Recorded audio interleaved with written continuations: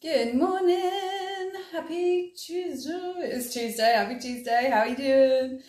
I hope you're all having a beautiful week. It's definitely much better now that sun's out, isn't it? Apparently it's going to be here all week as well, which is amazing. Perfect. So, yesterday I was here.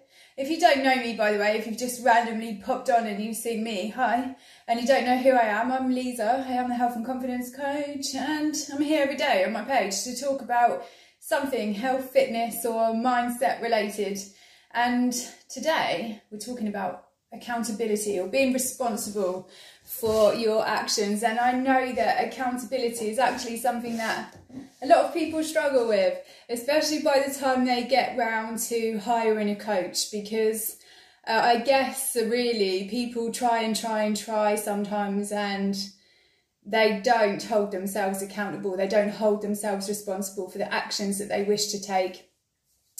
And so they end up hiring a coach, which is actually probably one of the most effective things that you can do, because we obviously know what you're looking to get and we tailor the whole plan around you.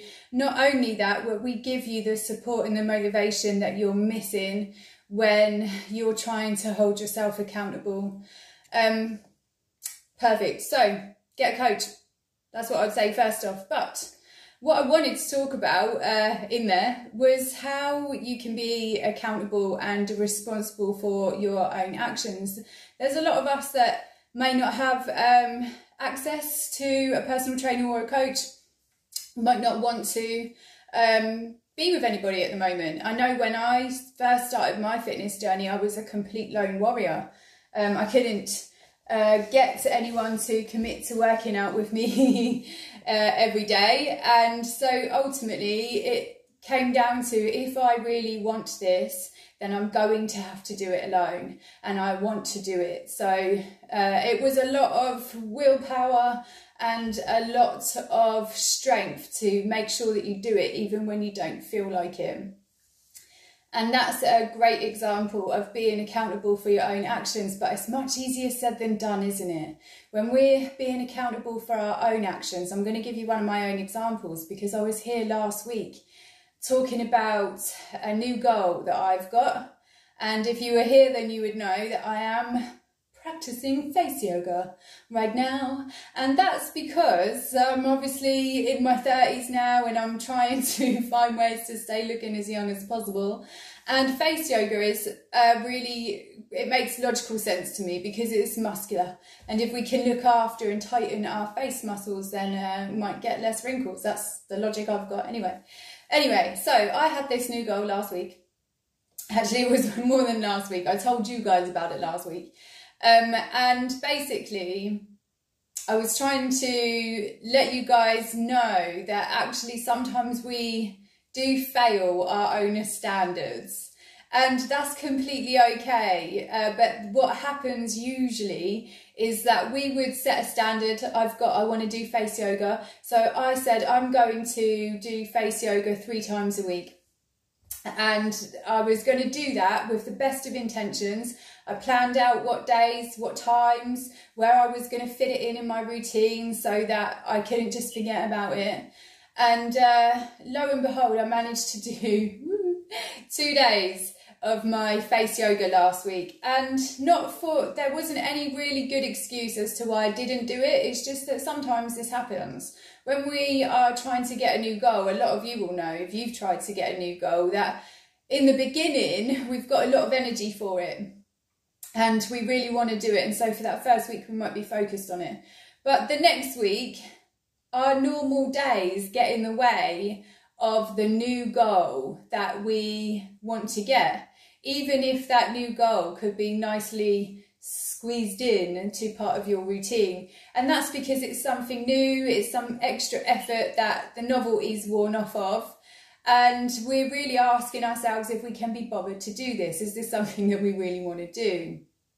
And here is where a lot of people who are holding themselves accountable, so they've made their own plan and they know that they're going to work out 3 to 5 times a week, and they do 1 week really well, and the next week might be a half-assed effort, but by week 3 they're not doing it anymore, and they don't even really want to think about it because they tried it and it didn't work for them.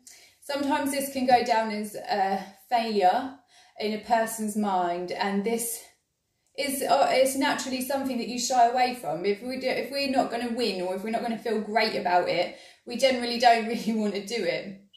And especially as we get older, we don't really have anybody telling us what to do. We tell ourselves what to do. So if we find that task too hard, then we can reason with ourselves why we wouldn't do it. But here's the problem. When we have a goal in mind that we really, really want, and we might have reached for it, and it didn't really work out, that feeling doesn't go away. And you will know this as well. It's still a goal that you still want, whether you got it or not, whether you failed or not. And that doesn't go away, not really in my experience. When I decide that there's a goal that I can't stop thinking about, it usually starts off as a thought, like I'll take my face yoga. Obviously, getting a little bit wrinkly, skin is on my mind. I'm looking up great skincare and stuff like this. And obviously I'm a PT, so I'm into the world of fitness, and I end up coming across face yoga. I think about it, and that happens for a couple of weeks while I try to make the sense of why this is the road that I want to walk down to help my wrinkles out. And basically, I know now that even though I wasn't that great at it last week, started off my first week really well, second week didn't go so well. I've come into my third week and I haven't managed to do any face yoga yet. It's only Tuesday, but I have been through the emotions of feeling like a failure. Is this something that I really want to do? And actually, yes, it is. Even though I'm annoyed at myself for not doing it last week, it doesn't actually mean that it's an ultimate fail. It's only an ultimate fail if you decide to give in. So, how can you make sure that you are accountable for your actions? And this is you being responsible for making sure that you get the goal that you want. Okay, cool. There's a couple of ways. If you have a lot of willpower and you're very self-driven, you can do it. I ended up doing it this way, lone warrior, and I'm just going for it, because sometimes you can say that you really want something. Your friends might say, yeah, I really want to do that too. Let's be accountability buddies. And you do that. And then come Monday, one accountability buddy, I don't know, she didn't get out of bed. She forgot about it. And so now, instead of you being accountable for your own actions, you've just failed with your accountability buddy, because she's failed and she's letting you down. And now, instead of you getting up and doing it anyway and being accountable for your own actions, you've let that excuse come in, and now it's ruined your plans. And that's why accountability buddies, they're a two-way street. They work if your accountability buddy actually genuinely really wants this thing too. Otherwise, it's just like a nice idea for them, and it's something that they would like, but they haven't really given that much serious thought about, and they're probably not going to chuck away 3 to 5 days of their week for an hour or so trying to get the goal that you want. But on the other hand, accountability buddies are actually amazing if they are as focused and into it as you are. And I'll tell you this, when lockdown happened, obviously we couldn't be in the gyms anymore. And I work out with clients to support them, but my own training was starting to go down. And I very quickly recognised what was happening. Procrastination was getting in the way. It's a separate subject, that. But I found, she's a client of mine anyway. I found her, she's super serious, she loves working out. So I asked her if she would become my accountability buddy.